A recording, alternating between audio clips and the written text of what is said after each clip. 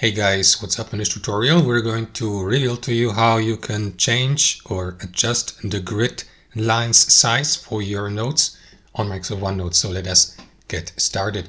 So guys, as you can see, we're on that example note here in my Microsoft OneNote account, and the background is actually empty, so there are no grid lines. However, if you'd like to enable grid lines, for example, for orientation purposes, you may do that by navigating to the Draw tab at the top.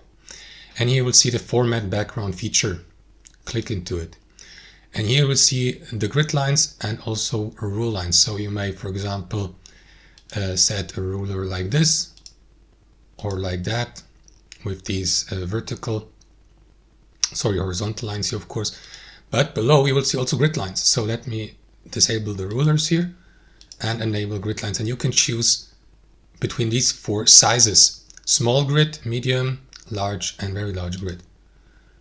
And let me show you how the small grid lines would look like. So like on that paper where you can draw, like architects do, for example, with that type of paper. So that's how it works, guys. That's how you change the size. There are these four sizes. Thanks for watching and have a wonderful day.